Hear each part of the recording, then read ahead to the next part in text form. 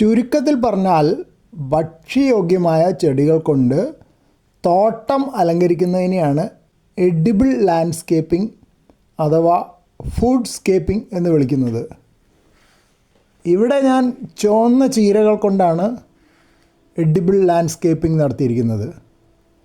മറ്റു ചെടികളെക്കാട്ടും കാണാൻ ഒട്ടും ഭംഗി കുറവല്ല ചുവന്ന ചീര വളരുന്നത്. അത് നല്ല ചെടിച്ചട്ടികളിൽ വെച്ചത് കാണാൻ നല്ല രസമുണ്ട്. ഒരു പ്രശ്നമേ ഉള്ളൂ, ഞാൻ ഈ ചുവന്ന ചീര അധികം വളരാൻ അനുവദിക്കാറില്ല. ഇപ്പോൾ കണ്ടില്ലേ, നല്ല ഇലകളാണ്, കൊത്തും കേടും ഒന്നുമില്ല. കുറച്ച് ദിവസം ഇതിങ്ങനെ വെച്ചാൽ മിക്കവാറും പ്രാണികൾ, ഇപ്പം തന്നെ ചില ഇലകളിൽ സൂക്ഷിച്ച് നോക്കിയാൽ ഇടയ്ക്ക് ദ്വാരങ്ങൾ കാണാം. പ്രാണികൾ കണ്ടുപിടിച്ചിട്ടുണ്ട് ചെടികൾ. ഇനി കുറച്ച് ദിവസം കൂടെ കാത്തിരുന്നാൽ തീർച്ചയായിട്ടും ഇലകളൊക്കെ വെട്ടി തീർക്കും. അപ്പോൾ ഞാൻ ചെയ്യാന്ന് വെച്ചാൽ കുറച്ച് ഇലകളായാൽ എൻ്റെ വക ഒരു വിളവെടുപ്പ് നടത്തും. പിന്നെ ചുവന്ന ചീര നല്ലോണം വേഗം വളരും ഇവിടെ, അതുകൊണ്ട് കുഴപ്പമില്ല. പിന്നെ ചില ചെടികൾ ധാരാളം കൃമികീടങ്ങൾ ആക്രമിക്കുന്നത് ഞാൻ അങ്ങനെ തന്നെ വയ്ക്കും, ഞാൻ ഒന്നും ചെയ്യില്ല.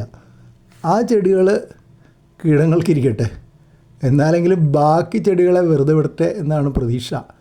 മിക്കവാറും അത് ഫലിക്കാറുണ്ട്. കുറേ ചുവന്ന ചീര ഉണ്ടാകുമ്പോൾ മിക്കവാറും ഞാൻ കാണുന്നത് 2-3 എണ്ണമൊക്കെ കൂടുതൽ ഇലകൾ തിന്നു പോകാറുള്ളൂ.